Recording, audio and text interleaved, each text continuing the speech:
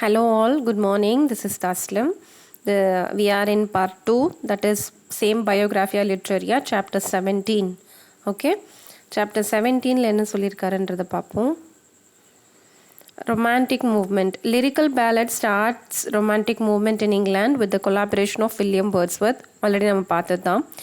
In some of Wordsworth's ideas, he agrees and some he disagrees with him.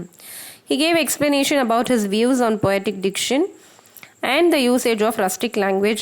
That is rustic language பற்றியும் poetic diction பற்றியும் பேசியிருப்பார் இவர். யார்? Wordsworth. அந்த ப்ரிஃபேஸில் நீங்கள் யூஸ் பண்ணுற வேர்ட்ஸ் எல்லாமே ரொம்ப சிம்பிளாக இருக்கணும், ஆர்டினரியாக இருக்கணும், இல்லைனா ரியல் வேர்ட்ஸாக இருக்கணும். ரியல் வேர்ட்ஸ் யாரோடது? ஆர்டினரி மென்னோடது. நீங்கள் அதை தான் யூஸ் பண்ணணும்.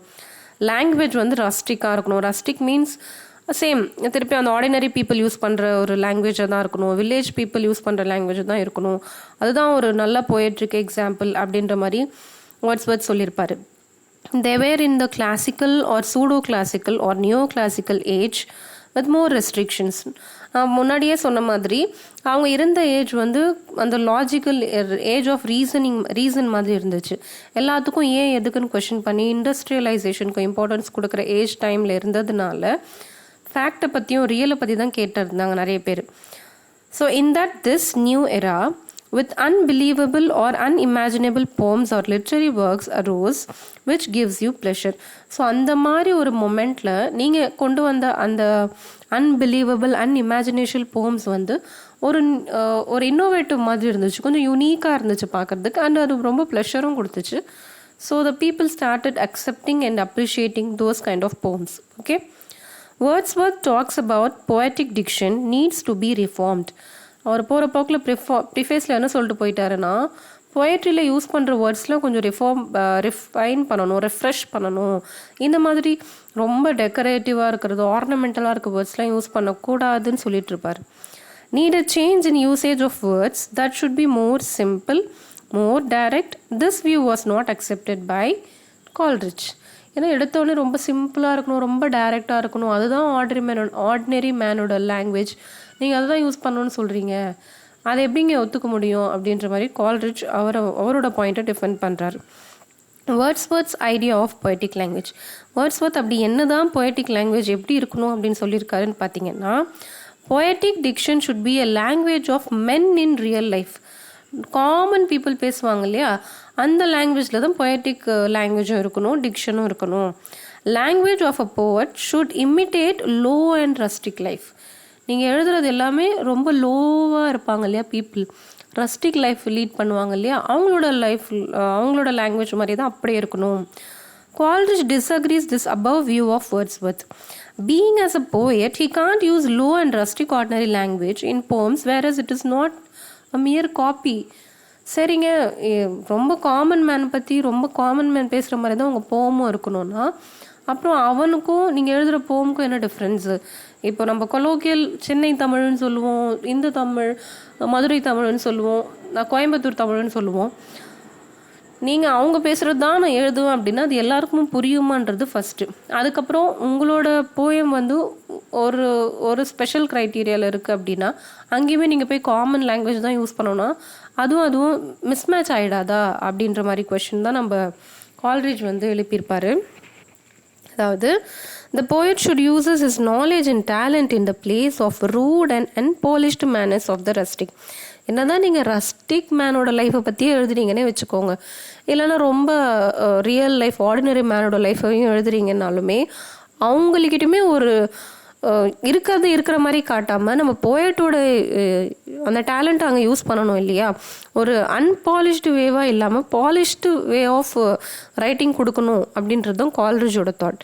நீங்கள் என்ன தான் சென்னை தமிழில் பேசுகிறீங்க, ரொம்ப லோக்கலாக இறங்கி பேசுகிறீங்க அப்படின்னு ஒரு படத்தை எடுத்தாலுமே அதில் அந்த வரமுறை அப்படின்னு ஒன்று இருக்குது, நீங்கள் அதெல்லாம் கண்டிப்பாக ஃபாலோ பண்ணி தான் ஆகணும். ஏன்னா நீங்கள் ஒரு ரைட்டரு, நீங்கள் ஒரு போயட்டு, அப்போ உங்களோட யூனிக்னஸ், உங்களோட டேலண்ட் எப்படி காட்டுவீங்க? இருக்கிற மாதிரியே கொடுத்தீங்கன்னா நாங்கள் அங்கேயே போய் பார்த்துப்போமே. அது உங்களோட அந்த ஸ்பெஷல் டச் அப்படின்றது இருக்கணும் இல்லையா. Even Wordsworth didn't follow his own ideas in some of his poems like Michael, Brothers and Mad Mother. So அவர் பொருள் எடுத்து அவரே போடுற மாதிரி அந்த சொல்லுவாங்க இல்லையா, நீங்கள் இவ்வளோ சொல்கிறீங்க, ஆனால் இவரே எழுதின போம்ஸில் அதை ஃபாலோ பண்ணலைங்க. அவர் எல்லாத்துலேயுமே ஆர்டினரி லாங்குவேஜாக இருக்கணும், சிம்பிளாக இருக்கணும், டைரெக்டாக இருக்கணும்னு சொல்லிட்டு அதே வாய் நீங்கள் இந்த போயம்ஸில் யூஸ் பண்ணலையே அப்படின்னு சொல்லிட்டு கால்ரிட்ஜ் அவரை டிஃபெண்ட் பண்ணுறாரு. ஓகே, வேர்ட்ஸ்வர்த்ஸ் ஐடியா, அவரோட ஐடியா என்னென்னா, rustic man has an exceptional wisdom since he is connected with nature. அடுத்த ஐடியா என்ன சொல்லியிருக்காருன்னா, ரஸ்டிக் மேனுக்கு தான் நிஜமான அந்த அறிவு அப்படின்றது, விஸ்டம் அவருக்கு தான் இருக்கும், ஏன்னா அவங்க நேச்சர் கூட கனெக்ட் ஆகியிருக்காங்க அப்படின்னு சொல்லியிருப்பாரு. இதையுமே இப்படியா சொல்கிறீங்க அப்படின்னு சொல்லிட்டு இவர் இதையும் அகெயின்ஸ்டாக பேசியிருப்பார். அதாவது ஆத்தர் தான், ஆனால் அக்செப்ட் பண்ணிக்க முடியாது. அந்த வடிவேல் சொல்லுவார் இல்லையா, அதாவது வாய்க்கு வந்தபடிலாம் சொல்லக்கூடாது அப்படின்ற மாதிரி இவர் இஷ்டத்துக்கு அந்த ப்ரிஃபேஸில் எழுதிட்டு போயிட்டார். அந்த ஒவ்வொரு பாயிண்ட்டும் எடுத்துகிட்டு இவர் எப்படி அது அக்செப்டபுளாக இருக்கும் அப்படின்ற மாதிரி இவரோட பாயிண்ட்டை சொல்லியிருப்பார். Not only a rustic man, but anybody can get wisdom, whether he is from village or countryman. என்னங்க நேச்சர் கூட யார் ரொம்ப கனெக்டடாக இருக்காங்களோ அவங்களுக்கு தான் விஸ்டம் கிடைக்கும் அப்படின்னு சொல்கிறது கண்டிப்பாக அக்செப்டே பண்ணிக்க முடியாது. யாருக்கு வேணால் விஸ்டம் கிடைக்குங்க.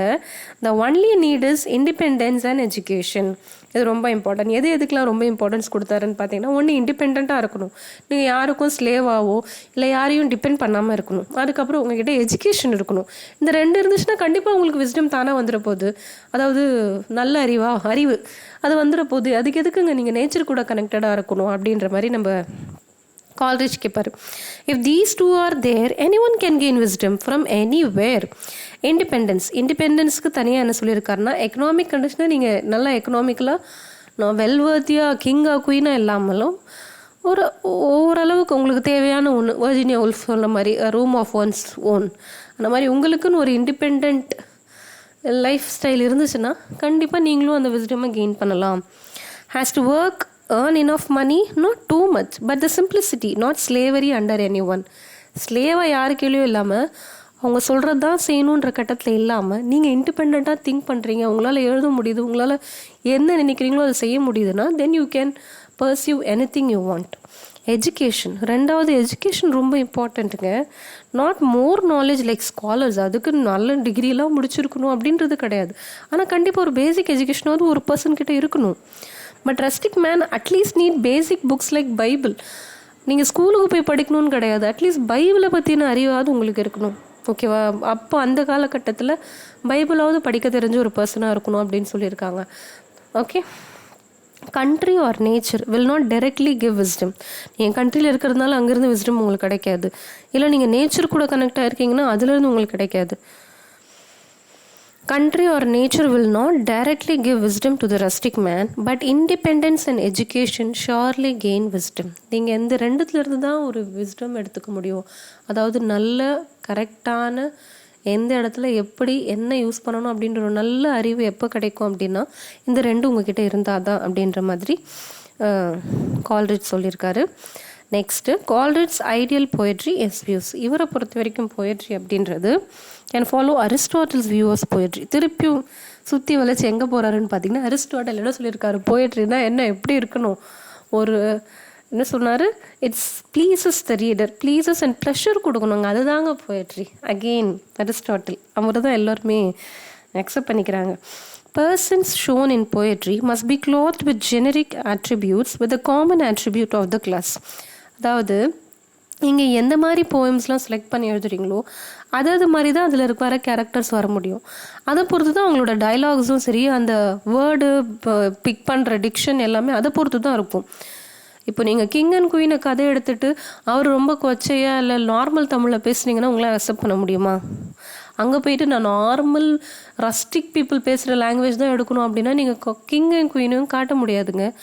அதே மாதிரி நார்மல் லைஃப் லீட் பண்ணுறவங்கள காட்டிட்டு அவங்க சுத்த தமிழில் ஒரு ராஜாவும் ராணியும் பேசுகிற மாதிரி பேசுனா அதையும் அக்செப்ட் பண்ணிக்க முடியாது. அதாவது எங்கே எது வரணுமோ அது அங்கே தான் வர முடியும். எடுத்த உடனே எல்லாமே ரஸ்டிக்கில் தான் இருக்கணும், எல்லாமே காமனாக இருக்கணும், எல்லாம் சிம்பிளாக இருக்கணும்னா it's not acceptable. It should represent the class from which they belong. நான் சொன்ன மாதிரி இப்போ நீங்கள் எந்த கிளாஸை பிலாங் பண்ணுறீங்களோ அந்த கேரக்டர் அந்த வேர்ட்ஸை வச்சு தான் உங்களால் அண்டர்ஸ்டாண்ட் பண்ணிக்க முடியும்.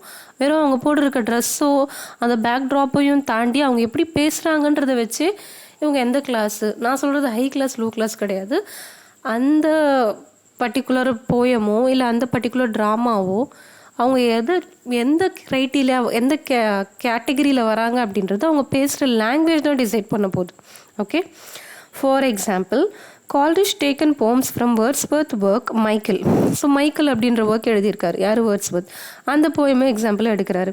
Shepherd is representative of his class. அதில் ஷெப்பர்ட் ஆடு மேய்க்கிறவங்க ஒருத்தவங்க வராங்க அப்படின்னா அவங்களோட வேர்ட்ஸும் அந்த லாங்குவேஜும் வச்சு அவங்க ஆடு மேய்க்கிறவங்க, அவங்க அந்த கிளாஸை தான் பிலாங் பண்ணுறவங்கன்னு நீங்கள் கண்டுபிடிச்சிடலாம். பிரதர்ஸ் அப்படின்ற இன்னொரு போவும் வேர்ட்ஸ்வர்த்தோடது. அதில் விக்கார் அப்படின்ற ஒரு கேரக்டர் கிளர்ஜிமேன், இல்லைன்னா ஒரு ப்ரீஸ்ட்னு சொல்லலாம், ஒரு ஃபாதர் சொல்லுவாங்கள்ல, சர்ச்சில் ஃபாதர். அவங்களோட லாங்குவேஜ் எப்படி இருக்கும்? அந்த லாங்குவேஜை வச்சு தாங்க அவங்க யாருன்றது டிசைட் பண்ண முடியும். இப்போ ஃபாதர் போயிட்டு ஷெப்பர்ட் மாதிரி பேசினா can we accept that? So that is main important point of Coleridge. Their characters from the known class. அவங்க கேரக்டர் ஒரு சர்ச்ன்றவங்க எல்லாருக்குமே நல்லா தெரிஞ்ச ஒரு பர்சன். அதே மாதிரி ஒரு ஷெப்பர்டுன்றதும் எல்லாருக்குமே ஒரு நோன் பர்சன் தான். ஆனால் அவங்க அதை எப்படி கண்டுபிடிச்சாங்க, எப்படி அதை அக்செப்ட் பண்ணாங்கன்னா அவங்க பேசுகிற லாங்குவேஜ் தான்.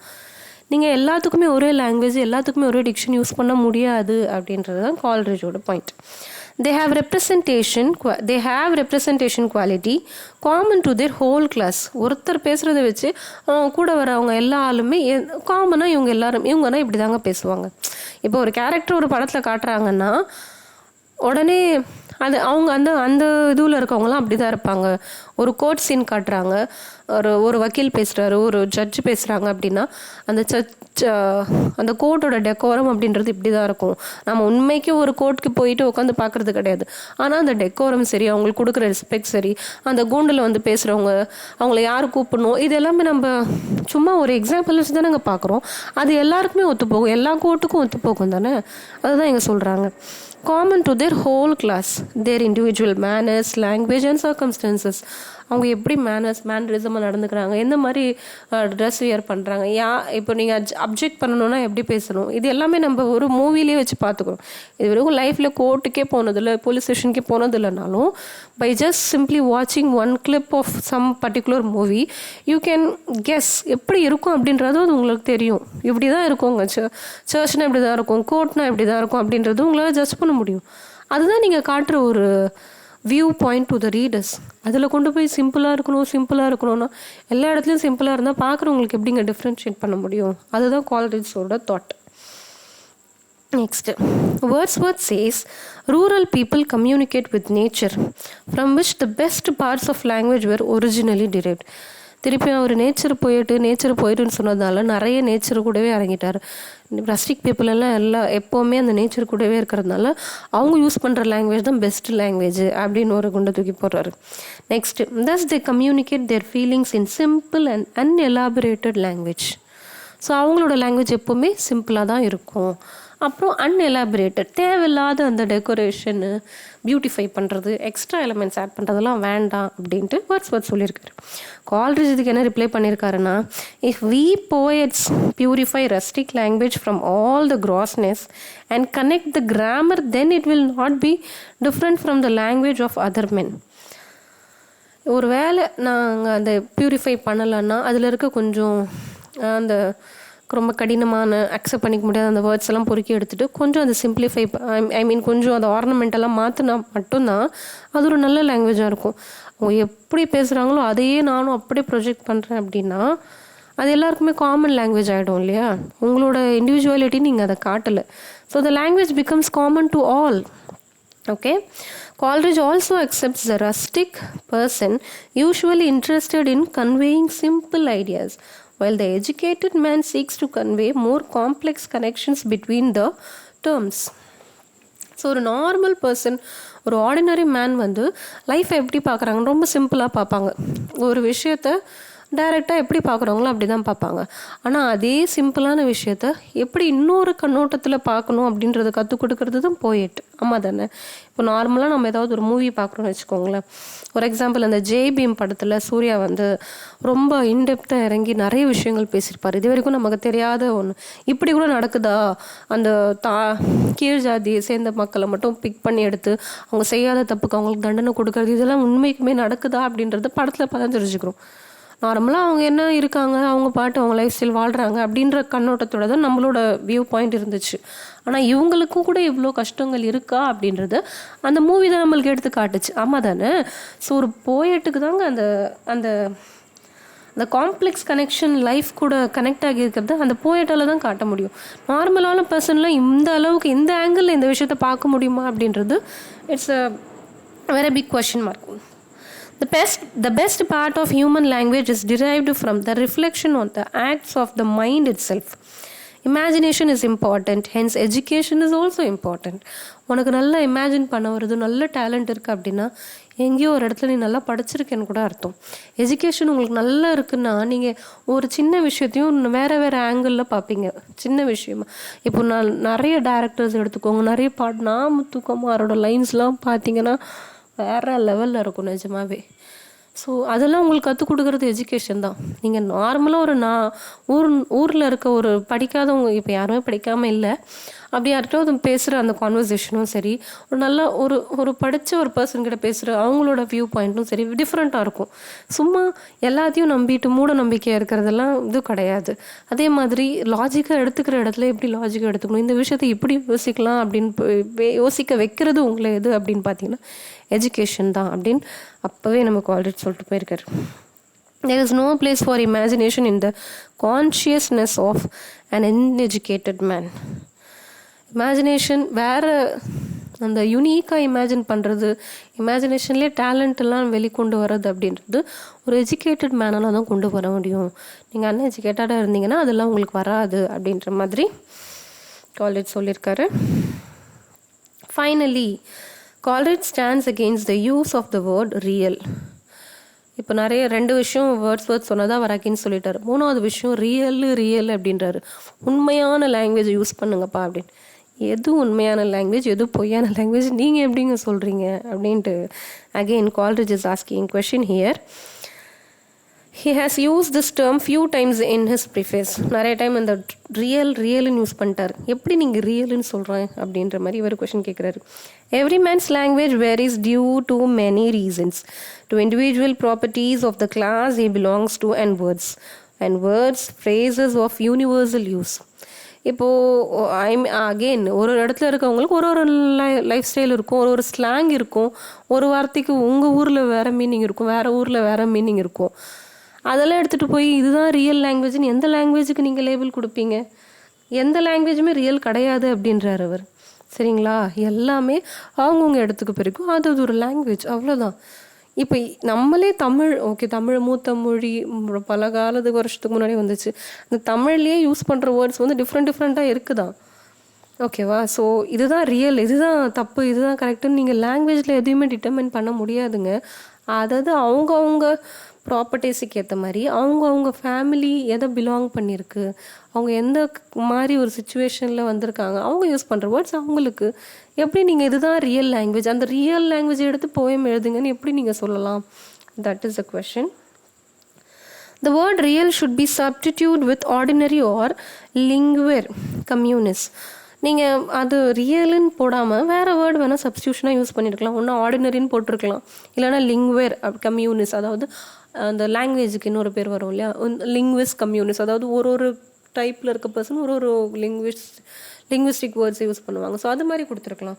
ரியல்னு நீங்கள் யூஸ் பண்ணதே தப்பு. ரியாலிட்டின்றது லாங்குவேஜில் கிடையாது அப்படின்றாரு. Not as a whole but as a part in everywhere. நீங்கள் சொல்கிற ஒரு ரியல் எல்லா இடத்துலையுமே ஒன்றாவே தான் இருக்கணும் அப்படின்றது கிடையாது.